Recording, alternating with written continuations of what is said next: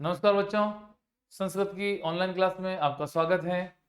लीजिए बच्चों, आज हम लोग आपकी पाठ्य पुस्तक का जो सेकंड चैप्टर है, विलस्य वाणी न कदापि में श्रुता। बच्चों, बहुत ही एक रोचक कहानी के रूप में ये पाठ दे रखा है, आप लोग सभी ध्यान दीजिएगा।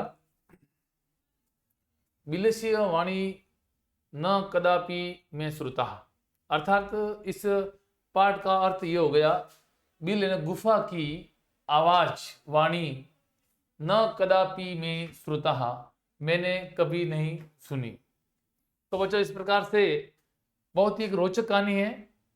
इस कहानी के अंदर हम लोग पढ़ेंगे, उससे पहले पाठ परिचय पढ़ते हैं, इस कहानी के अंदर क्या दे रखा है। तो बच्चों, इस प्रकार से इस कहानी के अंदर ये बताया गया है, एक गिदड़ होता है और एक सिंह होता है।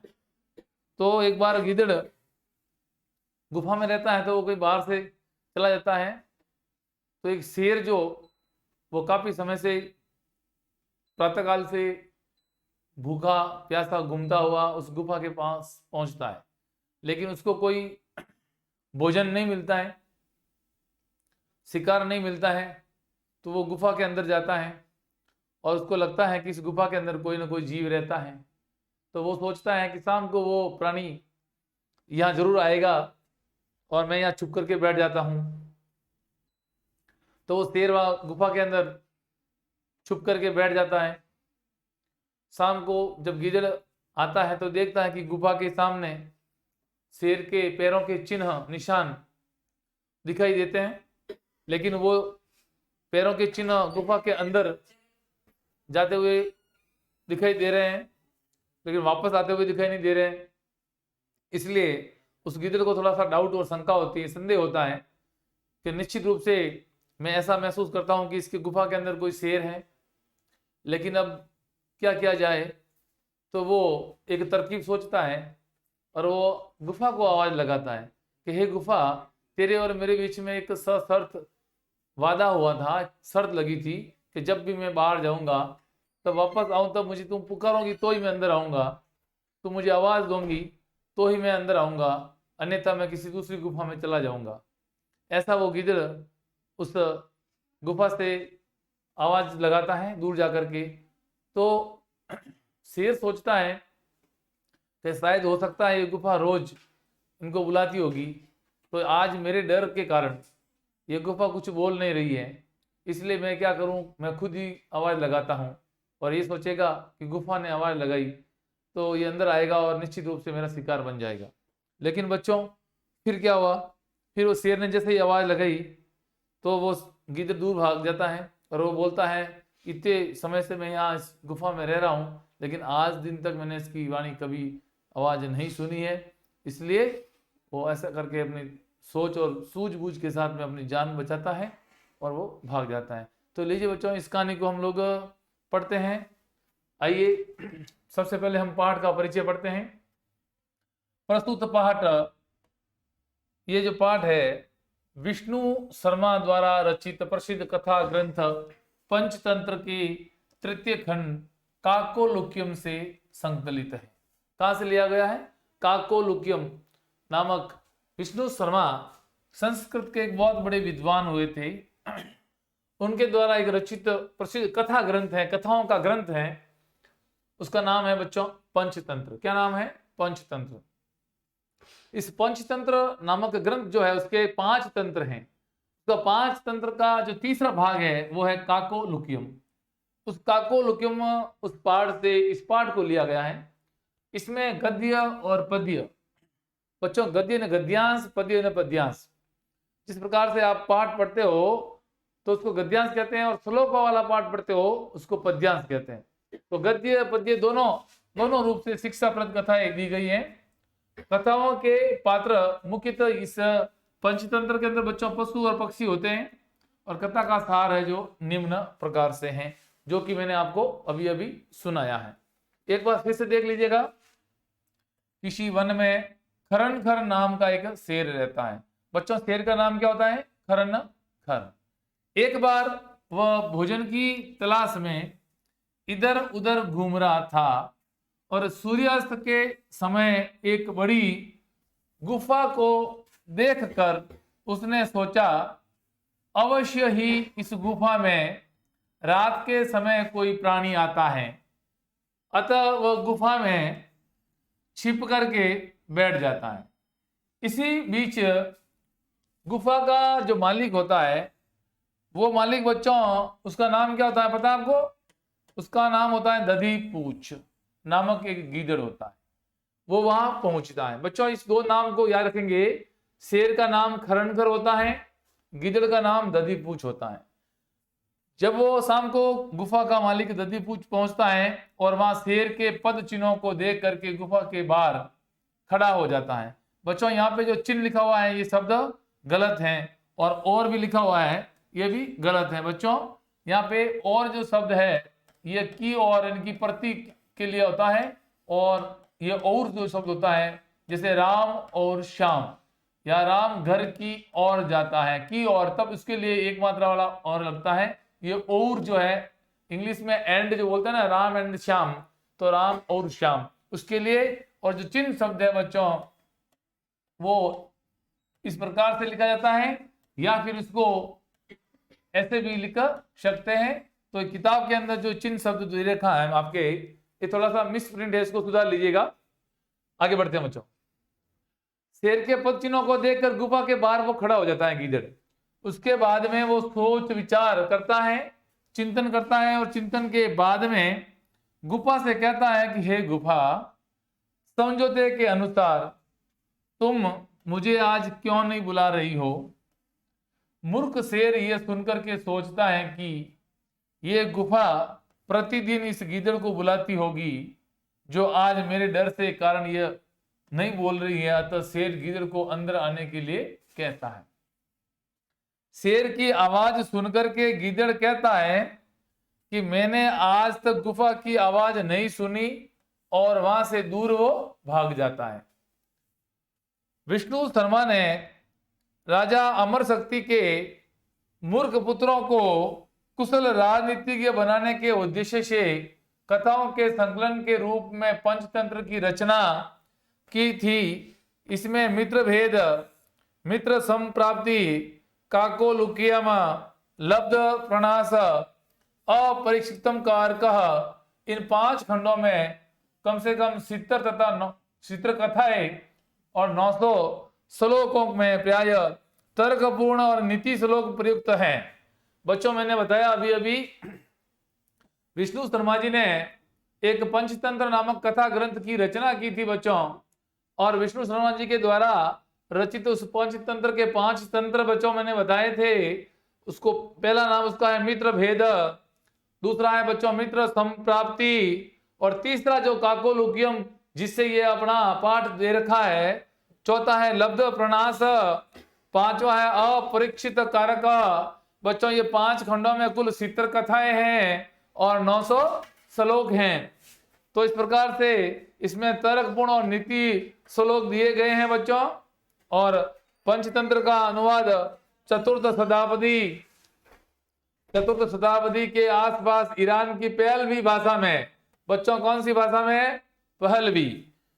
किस देश की है ये? ईरान की पहलवी भाषा में। इसी आधार पर विदेशी भाषाओं में इसका अनुवाद कर रखा है। और काकोलुकियम पंचतंत्र तृतीय तंत्र है बच्चों। कौन सा तंत्र है? तृतीय तंत्र है। इसका नाम है काक और उल्लूक। काक और उल्लूक की मुख्य कथा के कारण काकोलुकम नाम पड़ा है। काकोलुकम नाम इसका पड़ा है क्योंकि काक और उल्लू की कथा के कारण इसके तीसरे तंत्र का नाम पड़ा है। बच्चों देखिएगा, अब इस कहानी को हम लोग संस्कृत से हिंदी में पढ़ने जा रहे हैं। आप सभी लोग ध्यान दीजिएगा। आइए मेरे साथ में इस कहानी का आनंद लेते हैं। बड़ी रोचक कहानी है। कस्मचित वने खरणकर नाम सिंह प्रतिवसति स्मः। बच्चों इसमें बताया गया है कस्मचित वने, किसी वन में खरणखर नाम का शेर प्रतिवसति स्म रहता था। बच्चों जब लिट लकार का जो धातु होती है और लिट लकार की धातु यानी कि वर्तमान काल की जो धातु होती है बच्चों, उसके साथ में इस्म लगाने से वो भूतकाल की बन जाती है। तो यहाँ पे वसती जो है वो लिट लकार की है, अर्थात वो वर्तमान काल की है, और यहाँ इस्म लग गया इसलिए भूतकाल की हो गई। तो यहाँ शब्द बन जाएगा रहता था। क्या बन जाएगा? रहता था। कस्मचित वने, किसी वन में, खरन करण नाम सिंह प्रति वसती इसमः, यानी कि किसी वन में खरन करण नामक एक शेर रहता था। तो बच्चों आगे बढ़ते हैं। सह कदाचित, वह कभी, इतस्तः परिभ्रमण, इधर उधर परिभ्रमण घूमते हुए, सुधार्थः, सुधार्थः न किंचितपि आहारम प्राप्तवान, अर्थात स कदाचित, उसने किसी समय, कभी, कदाचित, इधर इतस्तः, इधर उधर उधर परिभ्रमण घूमते हुए, सुधार्थ वो भूख से व्याकुल हो गया, भूखा हो गया, लेकिन न किंचित अपि, कुछ भी नहीं मिला, आहारम, आहार, प्राप्तवान, इसको कुछ भी आहार प्राप्त नहीं हुआ बच्चों। ततः उसके बाद में सूर्य अस्त समय, सूर्य अस्त होने के समय में, एकाम महतीम, एक बहुत विशाल गुहाम, गुफा को दृष्टवा। बच्चों सूर्य अस्त के समय जब वो घूमता हुआ थक गया, भूखा हो गया वो शेर, तब वो जंगल में एक बहुत बड़ी गुफा को देखता है। गुहाम दृष्टवा। बच्चों दृष्टवा जो शब्द है, इसके अंदर, दृष्टवा के अंदर बच्चों दृष्ट धातु है और आपके कत्वा प्रत्यय लगा हुआ है, तो इस प्रकार से ये दृष्टवा बन जाता है। तो बच्चों देखिए, जब वो घूमता हुआ भूखा हो जाता है तो क्या देखता है बच्चों? एक बहुत बड़ी गुफा को, और स अचिंत्यत, और उसको देख करके बच्चों वो बोलता है, सोचता है, चिंतन करता है कि नूनमः, निश्चित रूप से एतस्याम गुहायाम, इस गुफा में, रात्रो, रात्रि के समय, कोपि जीवः, कोई भी जीव, आगच्छन्ति, आता होगा, यानी कि इस गुफा में निश्चित रूप से कोई रात्रि में जीव आता है। अतः इसलिए अत्रैव, यहीं पर, निगूढ़ो भूतवा, छुप करके, निगूढ़ो का मतलब होता है छुप करके, भूतवा छुप करके, तिष्ठामि बैठता हूं, इति इस प्रकार से वो सोचता है। क्या सोचता है? यहाँ रात्रि में गुफा में कोई जीव आता होगा, तो वो जीव है जो उसको शिकार करने के लिए मैं यहाँ छुपकर बैठ जाता हूं, ताकि मेरा वो शिकार बन जाएगा, ऐसा वो सोचता है। तो इस प्रकार से बच्चों देखिएगा इनके शब्दार्थ, शुद्धार्थ, और शुद्धार्थ शब्द का जो संधि विच्छेद हो रहा है बच्चों, सुधा प्लस आर्थ, सुधा कहते हैं भूख को, भूख से आहार यानी व्याकुल, भूख से व्याकुल। आहारम, आहारम का मतलब होता है बच्चों भोजन, और महति, और महतीम का मतलब होता है बच्चों विशाल, और निगूढ़ो भूतवा, इस शब्द का अर्थ होता है छिप करके। बच्चों अगला जो शब्द है कदाचित, और कदाचित का अर्थ होता है किसी भी समय, और इतस्त, इस शब्द का अर्थ होता है बच्चों इधर उधर। परिभ्रमण, परिभ्रमण शब्द का अर्थ है घूमता हुआ। तो इस प्रकार से बच्चों ये इस गद्यांश के शब्दार्थ, और देखिएगा इसका जो हिंदी भावार्थ मैंने आपको समझा दिया है, फिर भी एक बार ध्यान दीजिएगा, आपके पाठ्य पुस्तक में जो दे रखा है उसके हिसाब से। किसी वन में खरनकर नामक सिंह रहता था, उसने किसी समय इधर उधर इतस्त परिभ्रमण घूमते हुए, सुधा से व्याकुल, भूख से व्याकुल होकर कुछ भी भोजन प्राप्त नहीं किया। इसके बाद में सूर्यास्त के समय सायंकाल एक विशाल गुफा को देख करके उसने सोचा कि निश्चय ही इस गुफा में रात को कोई जीव आता है, इसलिए मैं यहीं छुप कर बैठ जाता। ये हमने संस्कृत से हिंदी में ट्रांसलेशन करके इसको पढ़ा है। बच्चों आगे लीजिए, आइए अगला जो पद्यांश गद्यांश जो है आपके सामने, उसको मैं हिंदी ट्रांसलेशन करके बता रहा हूं, ध्यान दीजिए। इसका हिंदी में अनुवाद करेंगे तो उसके बाद में क्या होता है, एतस्मिन् अंतरे, इसके बाद में, गुहाया स्वामी, गुफा का स्वामी, दधिपूछ, दधिपूछ नामक श्रृंगाल, दधिपूछ नामक श्रृंगाल क्या करता है? समागचत, वो वहां पे आता है। एतस्मिन अंतरे, इसके बाद में है, गुहाया स्वामी, गुफा का स्वामी, दधिपूछ, दधिपूछ नामक श्रृंगाल, दधिपूछ नामक श्रृंगाल। बच्चों श्रृंगाल का नाम क्या था? दधिपूछ। श्रृंगाल इसके नामक अस्ति, दधिपूछ अस्ति। समागचत, बच्चों सम उपसर्ग प्लस आ गचत, गचत का मतलब जाना, आगचत का मतलब आना, वहां आया।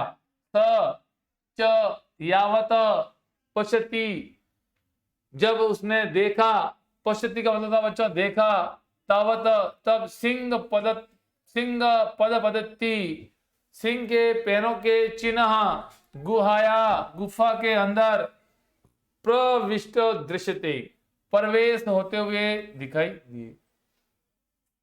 न च बहिरागता, लेकिन बाहर आते हुए नहीं दिखाई दिए। बच्चों आपको इस चित्र के अंदर दिखाई देता है कि देखिएगा ये जो चित्र दे रखा है, ये श्रृंगाल जो आया है, इसको है ना, ये पैरों के चिन्ह आपको दिखाई दे रहे हैं ना बच्चों, ये पैरों के चिन्ह जो है अंदर जाते हुए दिखाई दे रहे हैं, लेकिन वापस आते हुए दिखाई नहीं दे रहे हैं, रिटर्न वापस नहीं आ रहा है। इसका मतलब इसने सोचा कि निश्चित रूप से इस गुफा के अंदर शेर बैठा है और मेरी मौत निश्चित है। लेकिन उसकी सूझबूझ देखिएगा बच्चों, क्या करता है वो,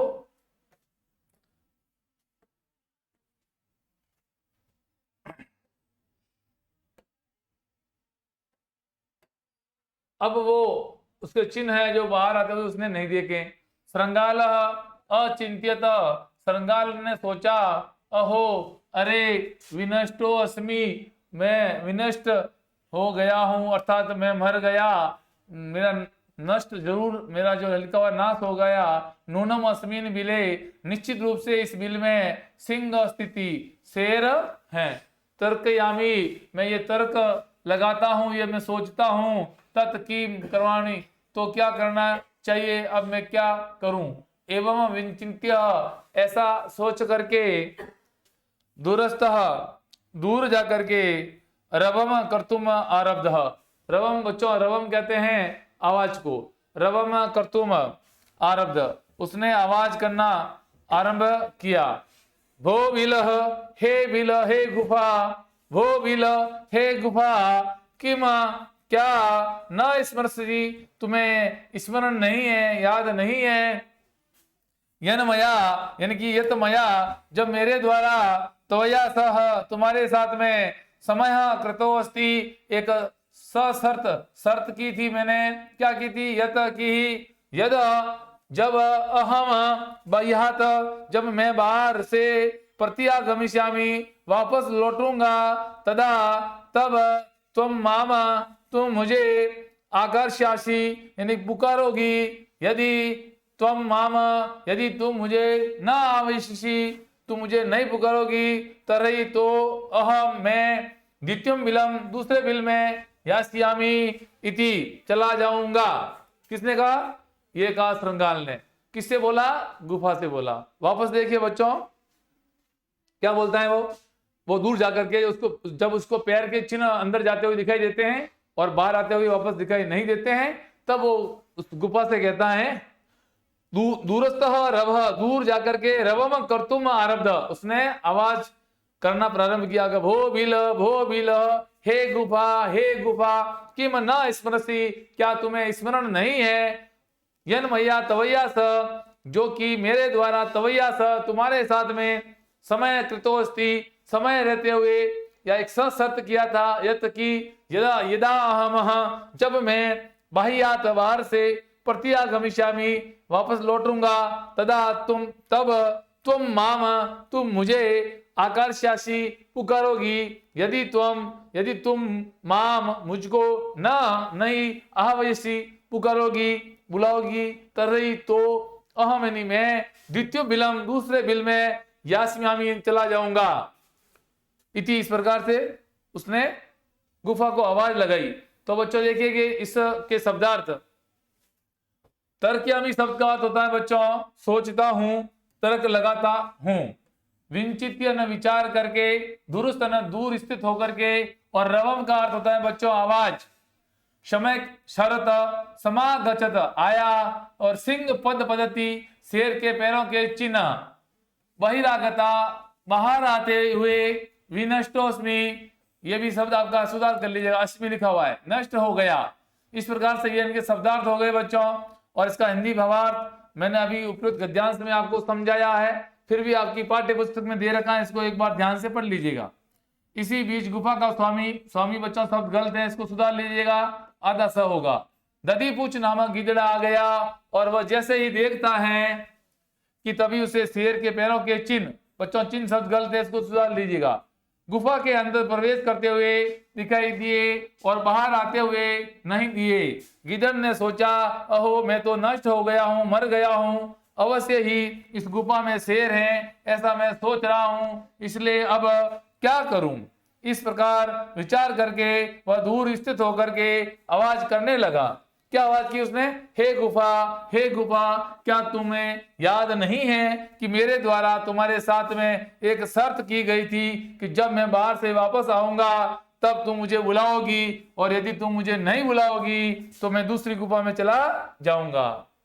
तो इस प्रकार से वो आवाज करता है।